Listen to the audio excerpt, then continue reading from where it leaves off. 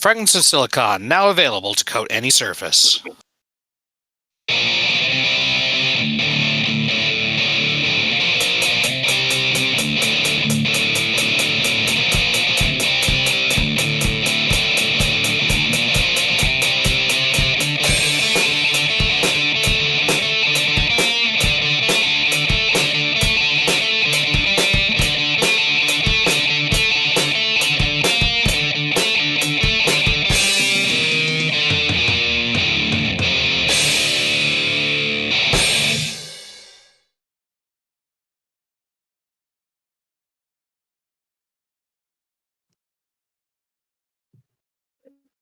All right, welcome to a new installment of Fragments Silicon.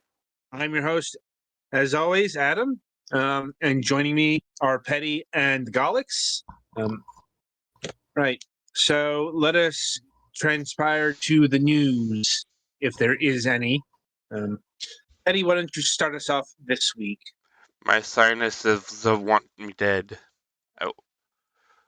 Let's try that again with me not being muted. My sinuses seem to want me dead, and I hate it.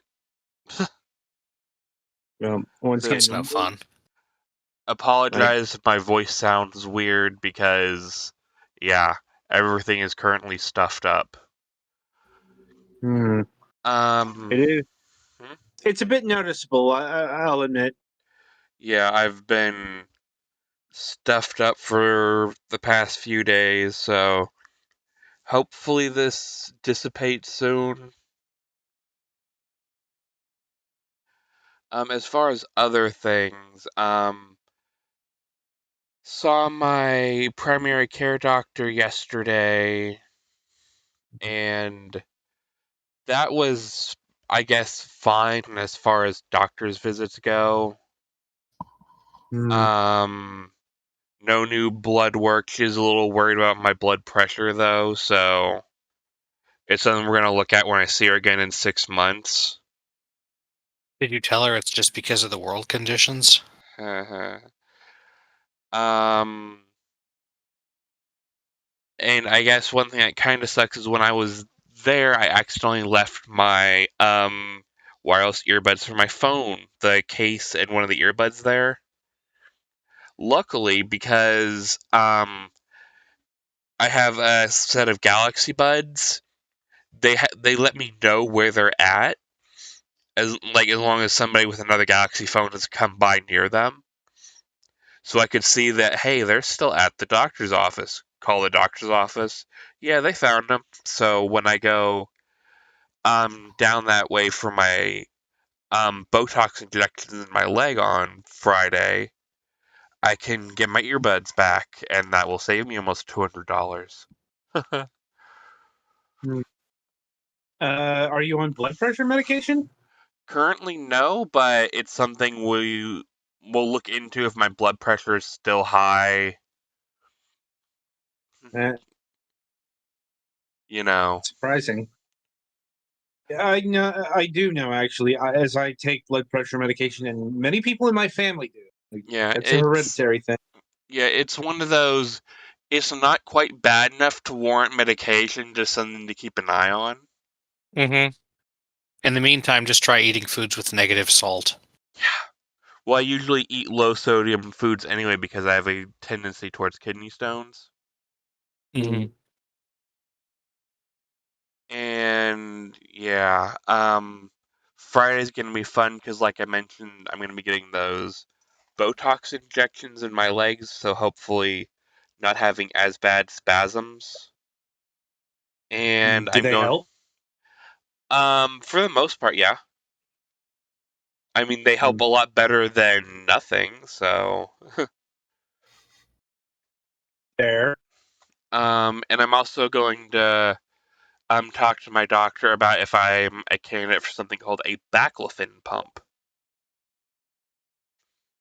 So What's that?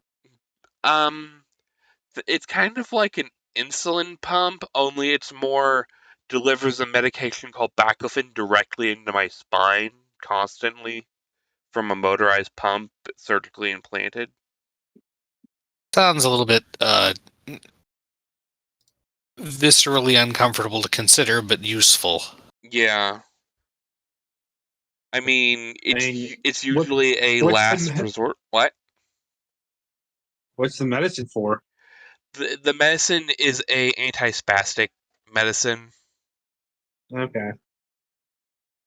Yeah.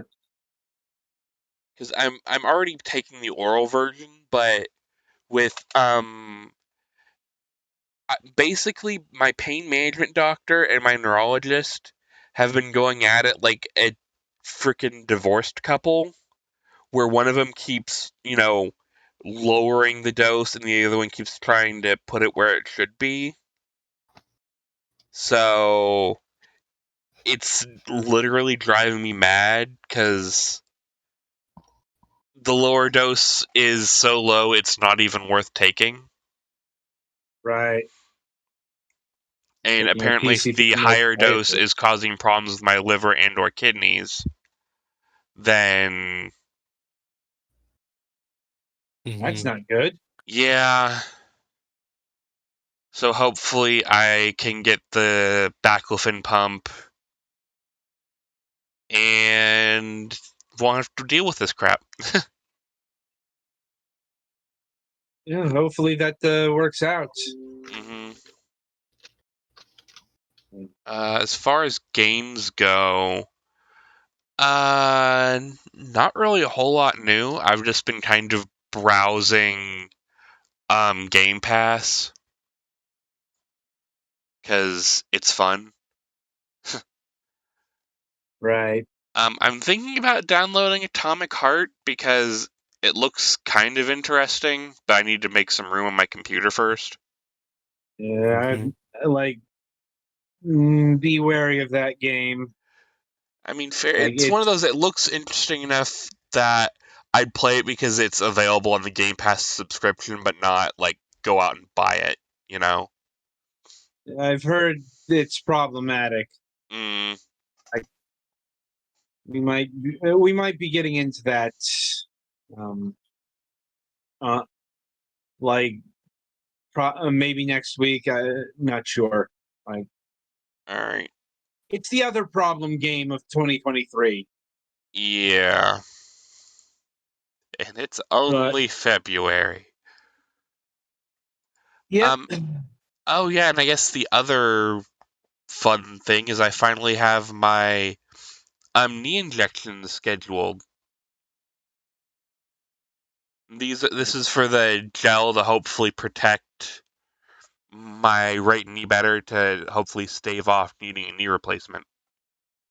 Sometimes I'm wondering how you're not in a medically induced coma. Um, Magic. Apparently. Like, I mean, as long as this and the new custom braces I'm getting can keep my knee, nice and protected, then whatever. And if I all else fails, there's always experimental turn you into a head in a jar surgery. don't tempt me with a good time. And yeah, I think that's it from me. all right. Well, Alex, you're up. Well, the main thing here is that we are bracing for the large late winter storm that is moving eastwards across the United States. It has not hit us yet, but it's supposed to snow from a little bit before midnight tonight until morning Friday. So that'll be a thing. Work is already called off for tomorrow, so I'll be doing some work from home. I mean, work as in like the office is going to be physically closed, but nonprofit work does not necessarily play friendly with not getting done. So, Right. and then Friday is still up in the air. Nothing new video game wise yet, except I have finally been coerced slash reminded enough to actually pick up Hi-Fi Rush. So I'll be probably trying to try to play that some at least, It's because fun. you It's know, another good game game. on Game Pass. Mm-hmm. Um. Other than that, they there is a lot of interest, a lot of neat stuff coming up, such as at the beginning of March, the new update for Splatoon 3 is going to feature another big run and a new boss, a new what the frick are they called? King Salmonid, and there's a Pokemon Direct coming next Monday that I'm sure will have interesting content about the future of that. So that's the main thing. This past Sunday, since we finished Macross with Mac, we started Langrisser, although we started it quite late in the evening because of problems on his end. But been having a good time with that so far as I could tell.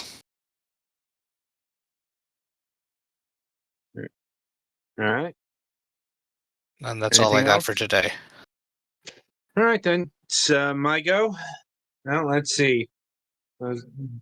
Biggest news is I moved up my doctor's appointment with my PCP a couple of days, mainly because I need to do the follow up to my finger infection at the behest of my insurance. That's within the time window.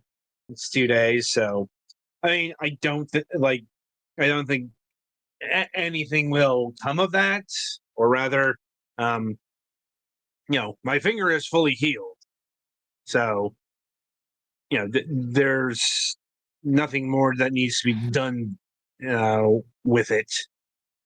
Like, honestly, right now I'm paying more attention to my right big toe because my toenails the other day, and I cut too much of the nail off, and it started bleeding. Ow. Actually, no. Unfortunately, there was no pain. Unfortunately, the nerve endings around that area are kind of dull. Like, when I trim my nails so that they bleed on occasion. I usually just bandage it. It's more the diabetic problems associated with that's that. not good. Yeah, that's more the concern there. Though it's more about making sure it doesn't get infected. Right now. Do you have rubbing alcohol in the house? I'm using Neosporin Band-Aids right now. That works too. But yeah, I do have rubbing alcohol, and I wash it. But it's like, unfortunately, I can't feel the temperature, the water. I can feel the water though. Like, you know, you know. But yeah, it's like, they call that peripheral neuropathy, and I suspect that's behind my hand pain as well, though not confirmed yet. Mainly because it's only been pain. Like, I still have all the sensation and feeling in my hands. That's good. Yes. That's never gone away. Like, and yeah, and I finally see the hand doctor in 2 weeks. I had to delay that because of the finger infection. That would have interfered with things, I think. So, Understandable. yeah, and it's still within the insurance window because they may be giving me steroid injections in my hands, though I'm a bit concerned if they use cortisol because that is a thing that can raise blood sugar, and I Fine. don't want that For for obvious obvious. reasons. So we'll see what happens there.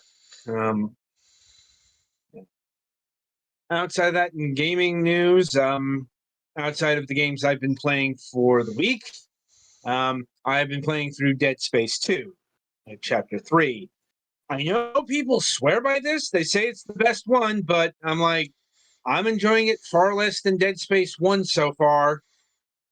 Wouldn't the PC port of Dead Space 2 kind of ass? Both Dead Space PC ports weren't the best. I mean, I haven't been having performance problems or anything. Far from it.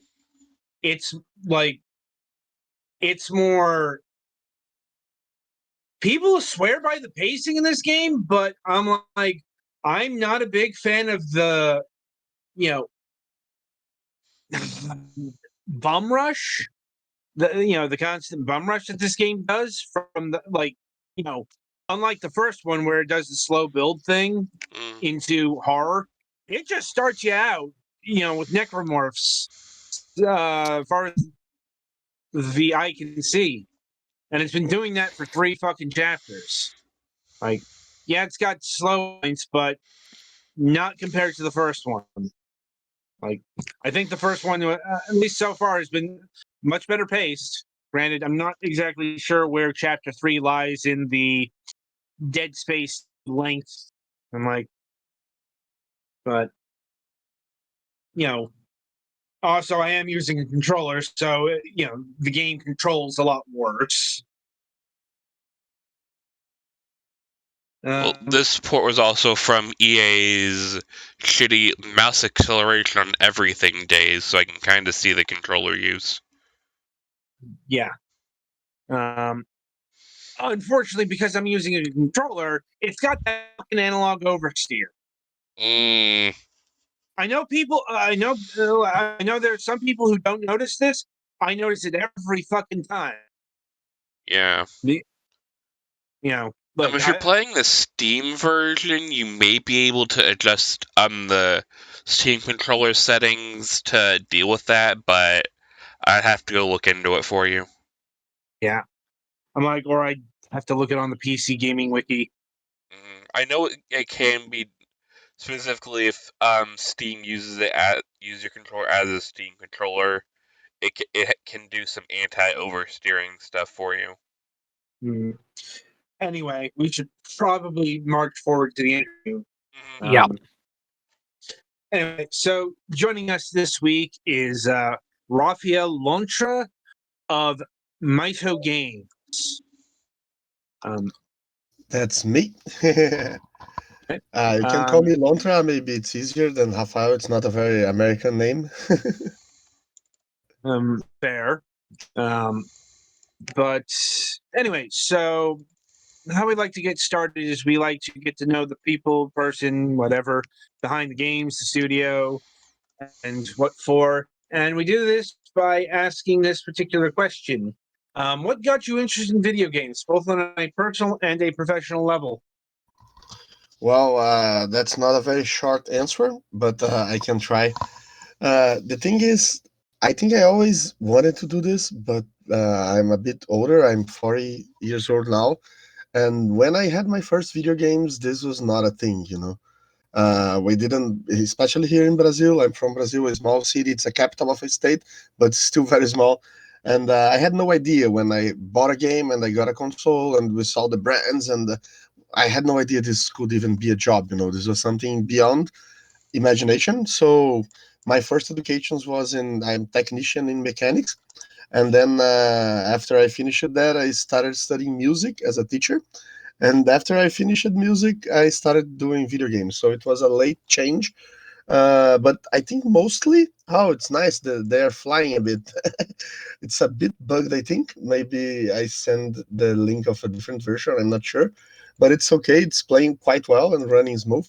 But then it was I was being a teacher and I was a music teacher, so it was supposed to be a fun moment for the students, and it was. But the public education here in Brazil is really really bad, especially when you get some levels.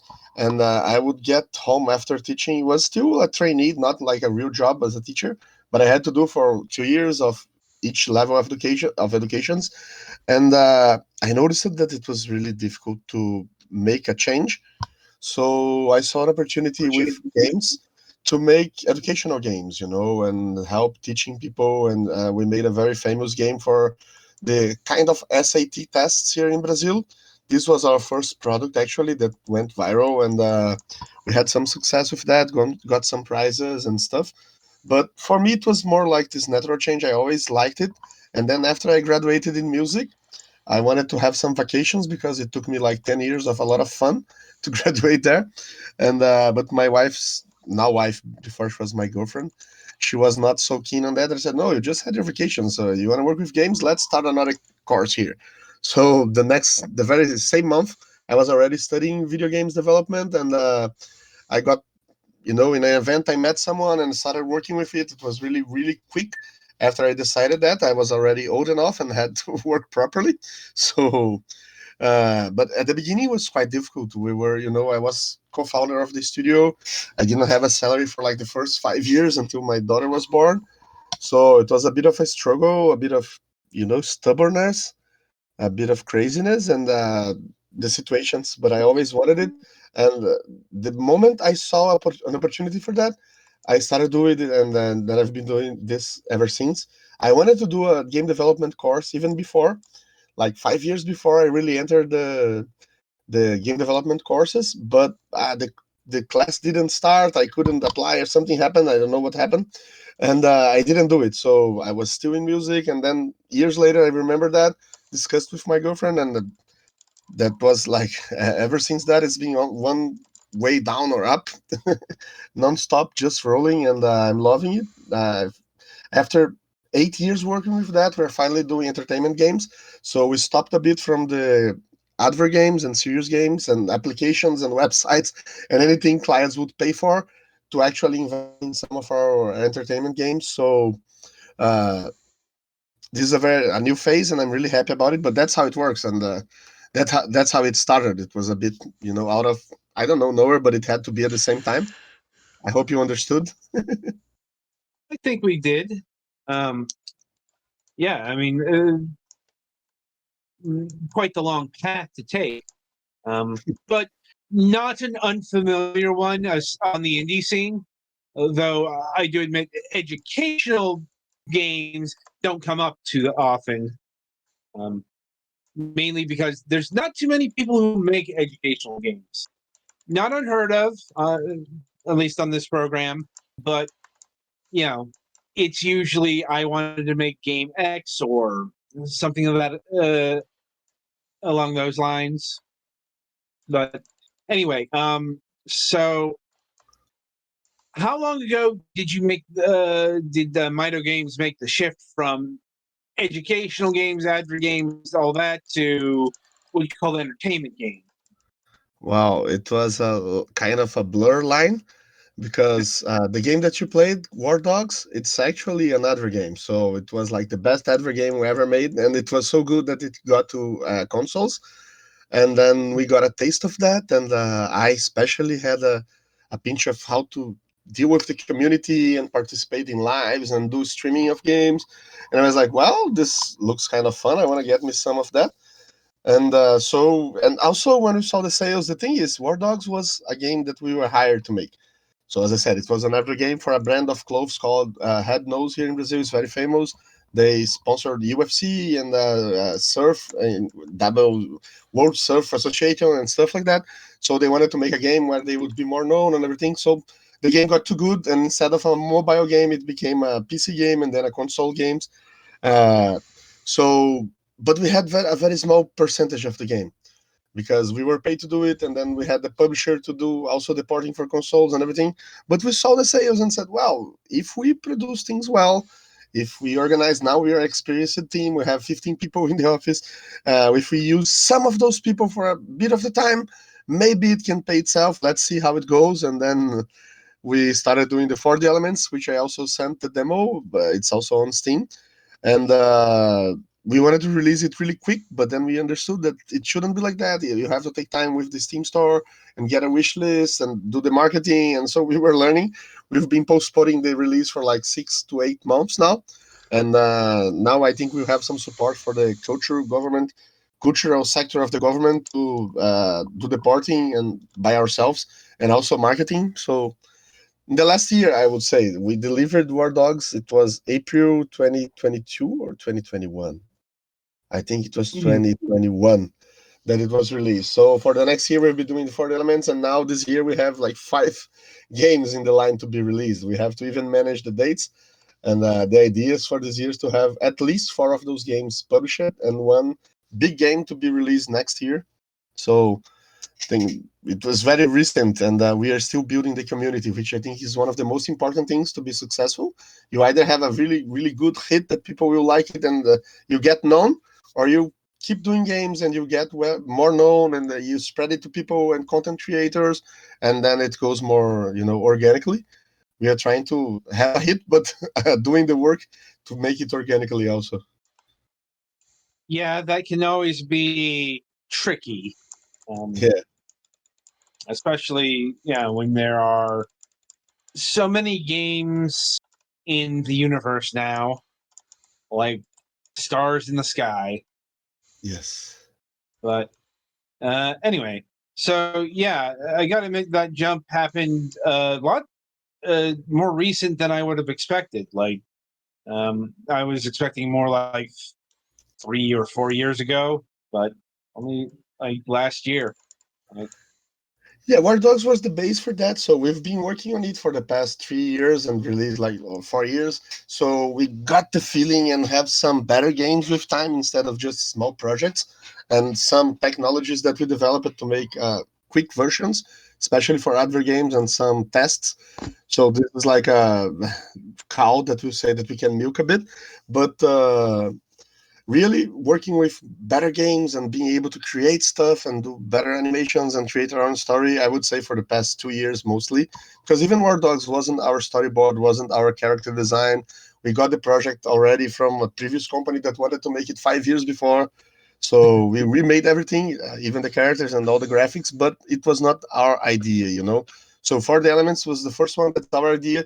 This Pop Some Eyes is like a crazy side idea that we're doing for testing, and we really enjoyed it, and it's quite playable.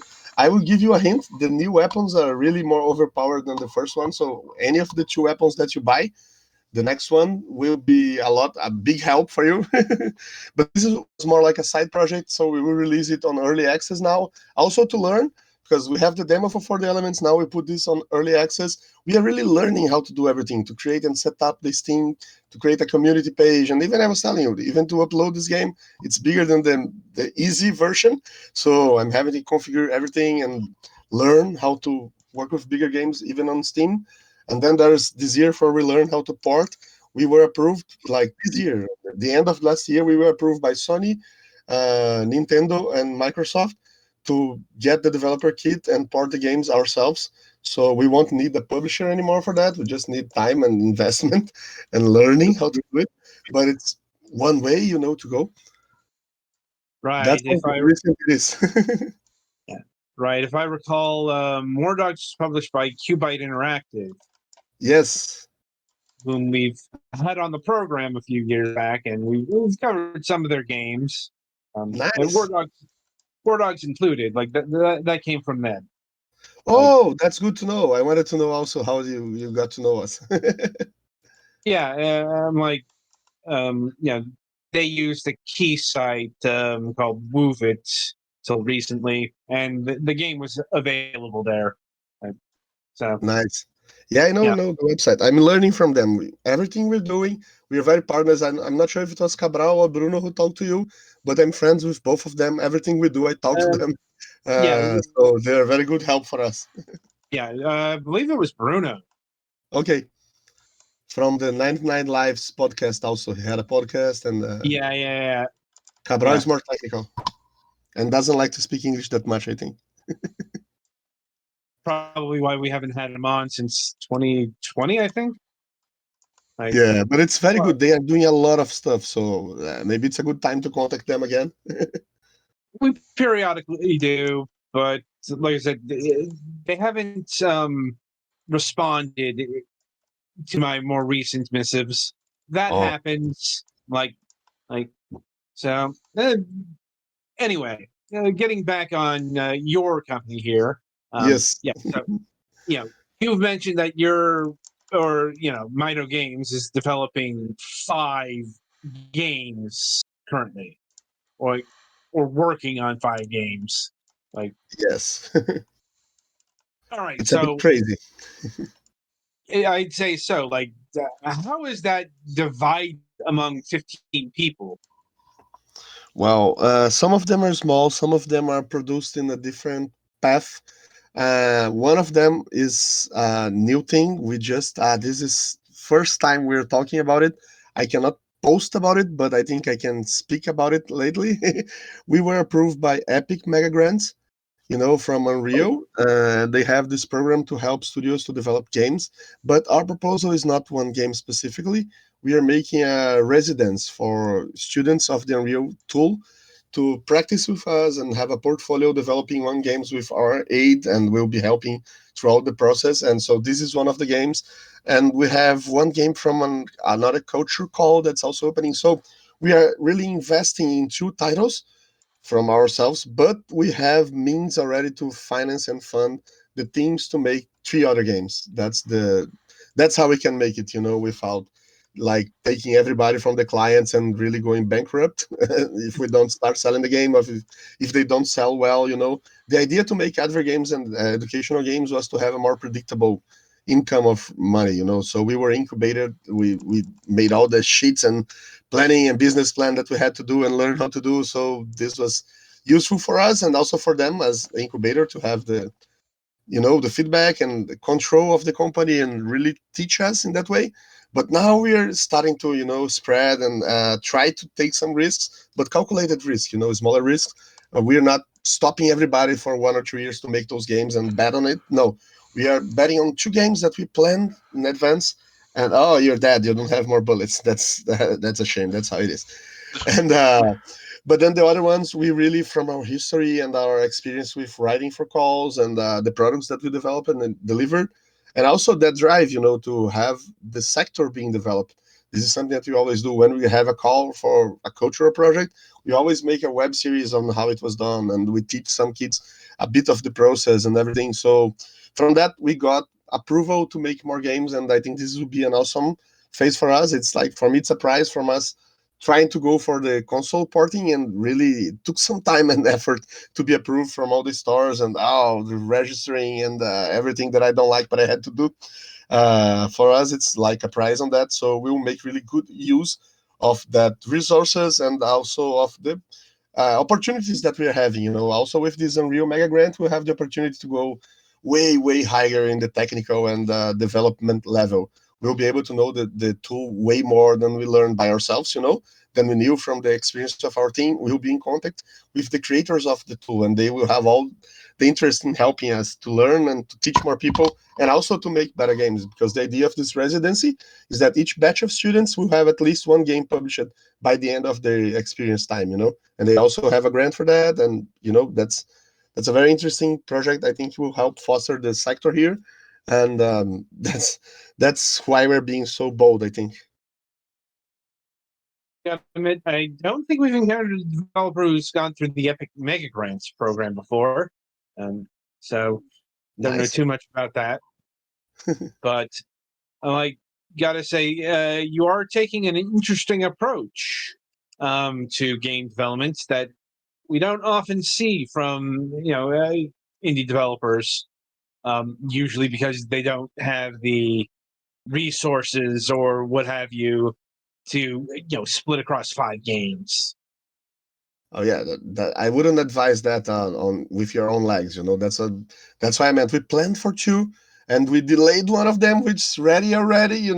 And the other ones were funded to do it, so it's less risky, and some of them have a smaller scope.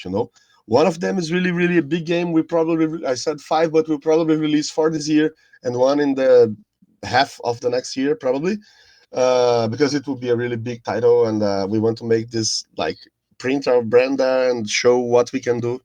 So this one will take a bit longer. And then for that year, we are not planning to release a lot of games. This is like a demand that was held. We had this in our team. We had started doing stuff in the 7 or 8 years of company, and now we're finishing and releasing all of them to have a bigger amount of games to gather a small community, and then to focus on a big title. And I think all those are necessary steps to have a better hit, especially if you're self-publishing. So that's why we have this approach. We want to have more games this year, so that next year we release a big title and have a better chance of having success with it. Okay. And I suppose we should delve a bit deeper into those titles. Like, for example, the game we have on display here right now. Go for the lens. I think you love the lens. Oh, you still don't have the money. You need to Yeah. get like 10,000, I think. There's a shotgun and a sniper that pierces lots of them, and the other one spreads. Both of them will make your life so much easier, and you'll be able to go so much further. Also, you get new mobs with resistances soon. So the red ones already take 2 shots of this. The first one. Oh, you have it. Nice. Okay, now we can talk about the game. Sorry, I was trying to help a bit because the game is a bit tough. I mean, I guess technically talking about the game, if not Yeah, super specific. Anyway, and a bit of um, spoilers. yeah. Would All not right, be the so the game first time here, I've derailed a conversation with gameplay. yeah. Sometimes the game devs become mesmerized by Betty playing the game. It can happen. Luckily, I've played a lot of that, so I'm okay. Yeah. Right. Anyway, so the game's called Pop Some Eyes. Yes. And I guess my first question here is whose eyes are you popping exactly? Well, this version doesn't have a story yet, but I'll be able to tell, and I'm pretty sure by the stories I heard first, and you have videos from 15 years ago published on your YouTube, so you play for a long time. This guy is a direct descendant of Al Bundy. Do you guys know Al Bundy? I'm like from Married with Children. Exactly. That's my favorite TV show ever. That's where I learned my English. That's where I learned my bad jokes, and I got a bit of my bad taste humor. I'm trying to get rid of it, but some of it doesn't go away. I know we cannot make some of the jokes anymore, but I still laugh. So this guy is a direct descendant of them, so he has this curse, and he was, of course, married with children God, in a near future, maybe 100 years from now. So he was coming back from work. I have the cut scenes for that. I can send you guys in the channel later or another day.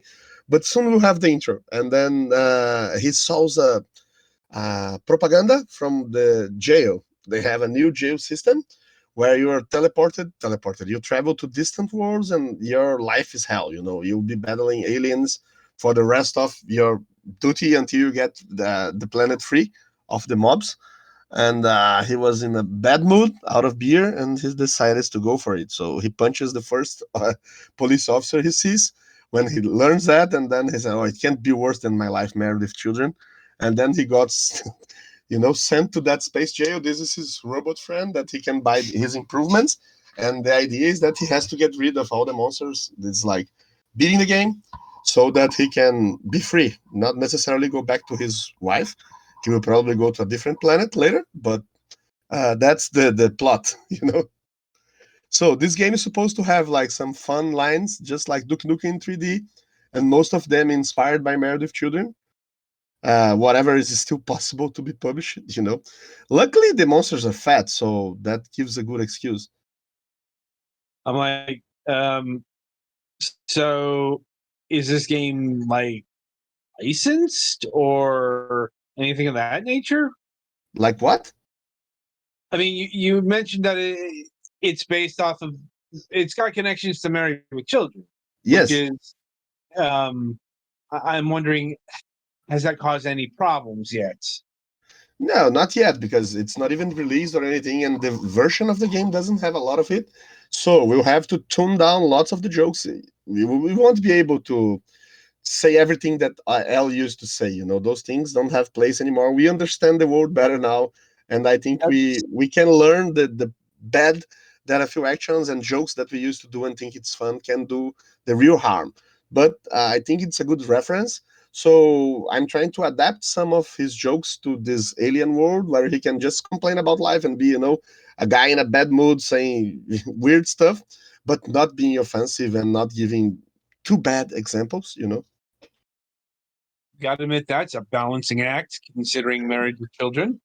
Like, I don't think that worldwide it was as bad as in the US. In the US, you had the last impression of the last ages and the problems that they had with the cast and the direction that it was taking, and also Marcy, which was like uh, playing against it, like because that's what she believed in, and which totally okay, but it got a lot more of attention. When I talk to people around the world, they just saw the episodes, like 10 years later on Sony when they had the channel. So they don't have that fight part, and it was not well known when the internet started, so we don't see a lot of bashing on it from the internet. So I think Some people will get the references, but most people will just think it's like, regular jokes, a guy in a bad mood and something like that.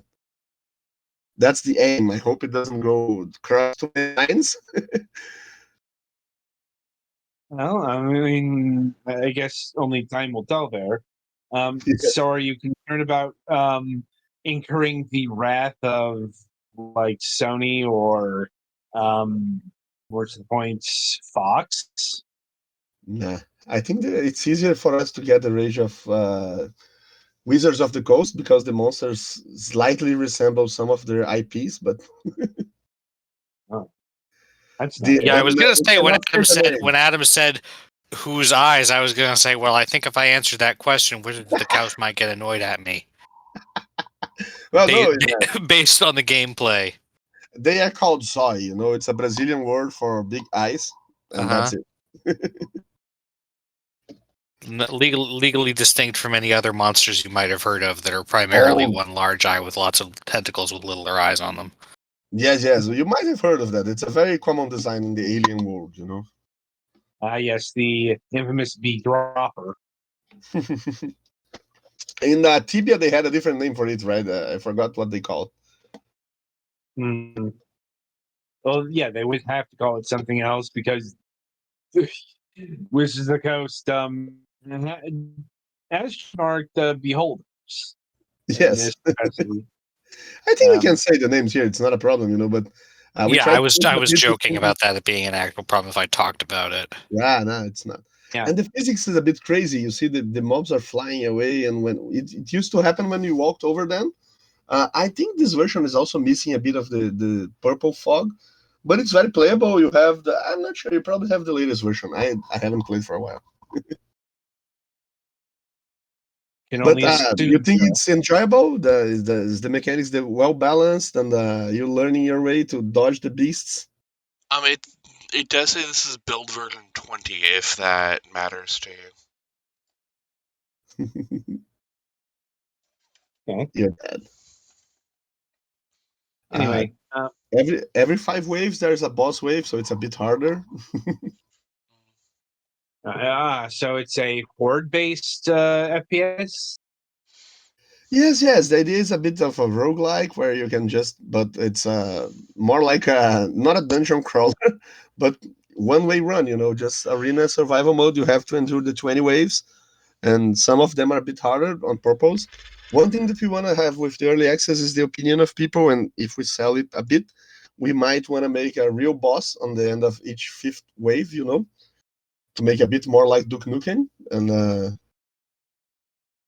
but it's not a promise yet. Even the Steam guy said you cannot promise those things. Don't say anything of that in the early access. Just say the game is as is, and if they want to buy like that, it should be like that. We just hit the second world. There's a second map. It's a bit more bugged, so we are still fixing that. But we're not developing it really hard now. We are with the Mega Grand stuff for Unreal and the polishment of all the elements. And there's this next game I will probably create the Steam page next week. It's Box Dungeons. It's more like a puzzle. So we will make just one more sprint of polishing the game and maybe putting some of the funny lines and the intro, and then release it on early access and see what the people talk about it, how they understand. I'm really glad you already learned that you have to lure them and save the bullets. This Some people play for hours and don't get this part. I've played a lot of kiting and shooting games. I'm almost conditioned at this point. I hope you Okay. enjoy it then, because I had fun. I can tell you it's beatable. I beat the game. Hmm. Took me a while. So I did beat. yeah. So how much of the game is currently like available or complete or however you're measuring that? This is just a very exclusive link I sent you guys. It's not available yet on Steam or anywhere, but the idea is that in the next month we'll have a bit more polished version of it with a proper beginning and end at least, and maybe some voice or at least subtitles to give some hints of how he's feeling through the day, as time goes by and he remembers home and he is glad that he's there, stuff like that.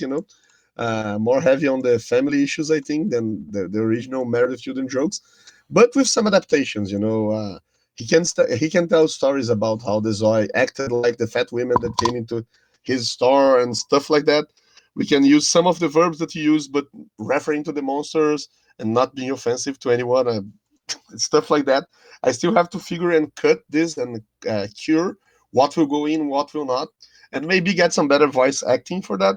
Because maybe if we can find someone who can make Al's voice, it will be really fun, and we can make even different lines that will still refer to him, so we can make it more clean and still relatable. So this is the point where we are at. The main mechanics, the loop, the balance of the money and prizes and points and everything is okay. We also want to make the online ranking so we can see who makes more points and stuff like that. I think will make people play more and more. Will help with that. But this is also something we never did, especially with Unreal. So we have to learn how to do it still. Okay, and is this one of the games that you're aiming to release this year? Yes, the idea is that this will be even the first one on early access. So it will not be the complete game. We will just release it on early access to get more feedback from the public and get a better direction of how where it should go, even with the lines and the fun stuff. Maybe we'll get a very negative feedback from it, and then we can change a bit the line. And then we will release probably for the elements, which the other one. It's also on Steam, and there's a demo available, probably in May or June, probably July. And then there's a box puzzle game and kind of pinball toto. How this toto? The football, France football, a mix of pinball and football game that we are making also from a call, and it's called Maze Arena. Those are the four games that we'll probably be releasing this year. I'm not sure that the final version of Pop Some Eyes will be released this year. We want to get a feedback and maybe give some more love to it. Why we do the big game, have the team do a few things. Also, the students from the Epic Mega Grants team, this is a game made on Unreal, so it's a very good test place for the students, and they can improve and give other ideas, maybe have a second version or something like that. So probably the final version won't be released this year, but we'll put it on early access, and so it will start selling with a discount and stuff like that, and all the things that early access has. But this will probably be our first full entertainment game released by ourselves, published by ourselves, even before For the Elements, which is even more ready than this. Well, good luck to you on that. Thanks a lot. I think we'll need. And also people like you that, find us and give us space. I'm very Yeah. thankful for that. Well, we try to help where we can. Like, so is there anything you can say about the other games that aren't the Four Elements or for popping some eyes here? For some, sorry, pop some eyes. Yes, I think you can speak a bit more about For the Elements, which is more, ready, and it's easy. If people want to go to Steam, just look for MITO games or For the Elements, like the number four, and then the Elements. It's a Metroidvania platformer game where you control the four elements of nature. They are impersonated in animals, all of them from the Brazilian fauna. So this is a funny story. My nickname is Lontra. It's not my surname or anything like that, and it means otter, the animal. And one of the animals, the water spirit, is an otter. So the team made this joke on me. So I'm in the game now. My nickname from my childhood, not childhood, but teens, early teens, is now a character in a playable game because we never saw a game where you control an otter. Now we'll have the opportunity to do that. So I'm quite happy with that. But then the idea is that there are four different elements. They all have different powers and specials, and they have to work together to understand what's going on because they're all trapped in the same body. You have to change between them to go through the puzzles, to have better fights with the bosses. And it's a Metroidvania kind of Mega Man style, where you can choose which stages you go, the order you visit the stages, and then you get extra powers that will help you to defeat the bosses in the other regions. That's maybe the main plot. So they're trapped in the same body, and this is also crazy because the elements don't get along very well. Water and fire, and the air has a problem with the other one. So there are some fun stories between them and dialogues. And so that's the idea, to make it break a bit the action. You have some fun cutscenes, not cutscenes, just dialogues, and epic boss battles. The boss battles are the best part. You go through the level, you die a bit and everything. This one we made it even easier than War Dogs. If you get to the boss, you can keep playing him until you die, because or kill him, because it's a bit tougher. So I would describe like that. Epic boss battles is maybe the best keyword. Indeed. Um, right. And what about like the other games? I think you mentioned a foosball game. Yes, this one is less developed. We created all the assets and art and game design document for it, but we even made a prototype mechanics. But this is also one of the games that we'll put on the Epic Mega Grant team to work on, because we'll have 4 or 5 people working directly on that project, and this is also made on Unreal Engine, and everything that we have for Unreal we are kind of saving to be able to give them material to study, to have things prepared in advance, because the idea is not that we have the team and then okay, let's create a game from scratch. No, they are trying to be more practical. They will be really working on the tool directly on Unreal. They will not be doing concept art, they will not be doing game design and stuff like that. It will be just a production training. We want to prepare those people for the market. And the truth is that when you go to the market and you are a dev and you want to work with games, you will not be doing all the roles. You have to specialize, you have to bring something to the team. Of course, in the beginning, everybody has to play in different positions, but ideally, as the company grows, you have to specialize, and we want to have take this time to train the people that are harder to find. Tech artists and specific mechanics or perks developers. As I said, the online ranking is something that we want to develop, and we'll keep for the other games. Uh, some particle animations, some integrations of the animations also, and the cutscenes. So things that are art, but are made directly on the tool, on the Unreal Engine, on the engine. And also the same for programming. It's not just knowing, it's not C sharp, it's not HTML. No, no, no. It's about knowing how to organize the pipeline of processes in the Unreal Engine, and also porting. This is something that's very rare to find. Few publishers are able to port games. Many indie studios want to have their games on consoles and could be, selling more. We were helped like that a lot from Qbyte, and we want to do this also for smaller companies from here and around the world. So we'll try to focus on training those skills. So those games are not very well ready, but the idea is that you play one versus one player against the AI or another player, and you control. You are mage on each side of the arena. That's why Maze Arena, and you control with your hands like the pinball rackets. The pinball pads. You can use them to tap and the ball, which will work a bit like pinball, but a bit like football. And you can place your football players as per se, which will be your specials and your effects on the ball and your elemental cards and everything on the table. And when you hit those elements, the ball will get some extra power and maybe do some more damage or make a curve and have effects on this gameplay. Is it understandable? Hmm. I think so. Remotely? Yeah, I mean, I would like to play that physically, So this is a game that I would love to play on a table, and we'll be able to make it digitally. It's an improvement of two games that I love. I mean, making a physical version is a whole other kettle of fish. Yes. This is very different. You just control the pads, There's no way to control all the players like a football, and you can change the lines and stuff like that, which I love when I play it like physically. But then you can make some strategy, It's more like having, will I have 3 defenders, then 2 attackers, and 1 midfielder, or do I want to think something different? Do I want to put something offensive right in front of me so that my attacks will combo with more damage, or do I put something more defensive so that it's easier for not to get scored? And that's the idea of the table, the table setup. Hmm. That is interesting. Like, and does this foosball game have a name yet, or is that still in the No, it will be working called phase? Maze Arena. Minix Arena?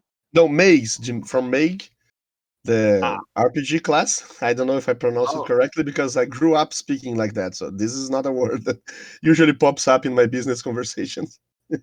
Fair enough. Mage's Arena. Like, Yes. so foosball with a fantasy edge to it. Yes, and some pinball mechanics. Hmm. And how is um are you talking about flippers or Yes. Yes, yes. okay, You will that's control the hands of the Meg as if they were flippers from a pinball machine. it's an interesting combination, I'll give you that. I hope so. I mean, I This can't is very really different from the other games that we're making. It's more Hmm. casual and stuff. um and what about the other two games? Can you disclose anything about them at this point in time? Wow, I can talk a bit about the bigger game that we want to make because we plan more of that. The idea this will be like one of my favorite genres, but it's already well known. So it's an RPG like Pokemon like and Persona like, but with the mythology from Brazil. So we'll have all the forest creatures that the indigenous folk here created the mythology around, and even from South America, not only from Brazil. And they will work a bit like a Pokemon RPG, where you can each enemy that you defeat, you can have a dialogue later and try to bring him to your team, and then the story unfolds uh, while you go through. But the main thing, the storyline, is about an Indian Brazilian who, of course, Brazilian, but which is from our state, which is called Espírito Santo. And he's a founder of one city in Rio de Janeiro. So he's very famous in Niterói, which is a smaller city very close to the capital of Rio de Janeiro. He was from that area. It was not called Rio de Janeiro back then, but he was let off from there from the French armies. So he came to my state and got reinforced and got his village growing and got prepared to come back there 12 years later and help get the place rid of the French, which is something that Al Bundy will be proud. He helped kick the French people out of here. Uh, and then the game will take place in those 12 years that he stays here in Espírito Santo and prepares. So it's a very unknown story. We don't know the true history of that. It's just known that he was here for a while and there are statues of him. And then he came back and helped the Portuguese to take the French out of the Rio de Janeiro and founded a city and stuff like that. But that's the plot. So he will be visiting lots of cultural touristic place here from my state, which I will be very proud of, picturing places that I visited when I was a kid. And we'll be telling the legend of a hero from our place that lived and had his deeds in those places that I met. And we'll be able to bring that to the rest of the world because it's an amazing culture. And we even get to rewrite some of it because it's not well documented what he did here. So we'll create this myth of him here, and it has everything to do with the company, which means Myth Games. And I'm really thrilled to make it. I think that's kind of what I can say about the game. Gives a good idea, but also there will be boss battles because we love those, and the mechanics for the best bosses will be a bit different than just the fighting. But it's also a bit. It will be combat. The turn combat will be a bit more like Darkest Dungeons. Have you played that? Yes. That they are linear and they have different attacks, but it will be a different formation, more like a top view, and the position that they have will also influence the powers and what kind of attacks they can make. So it will be interesting to switch the how do I say the options, the helpers that you have. So the main character, which is called Arariboya, will always have three spirits up to three spirits fighting with him, and he can choose his hoster, who will be fighting much like Pokemon. Instead of calling one at a time, you have your team more like Darkest Dungeons, but at the end you can capture them a bit like Persona and the Pokemon itself. Hmm. Sounds interesting. Yeah, I'm looking forward to that. I hope we have learned already how to port and we have finished everything else before starting that. This is from a cultural grant. We still have to go to the companies, present the game, and get the money, but it's been approved so that they can deduct from taxes. This is something that should be done till the end of maybe half of the year so that we can start the production. And I want to start production having already finished at least two of those games, at least for the elements, and release Pop Some Eyes, maybe even finish the Box Dungeons, which is the other one, puzzle RPG that I didn't talk a lot about, but we'll see which goes first. Indeed. Well, right then. So I think I've gone through my gamut of questions. I'll see if my colleagues here have anything further for you. I think I'm good. Yeah, I'm good for now. Okay. So Rafael, I want to thank you for taking time out of your schedule and being with us here today. No, I thank you guys. No problem, no problem. Maybe we'll have you back on the program when those back end games are ready to be showcased. That's perfect. I Original. promise I will come back. Okay. But yeah, in the meantime, you can find their games on Steam in early access, or War Dogs is out on both Steam and consoles, and go be sure to check it all out. Um, and also, if you enjoyed hearing this review, be sure to subscribe to the channel, hit the notification bell so you know when we go live. And yeah, so all of this ran a bit long, so we will be wrapping up the episode in the here and now. Right, so coming up on the week ahead. So MSP, okay, so good news, bad news time.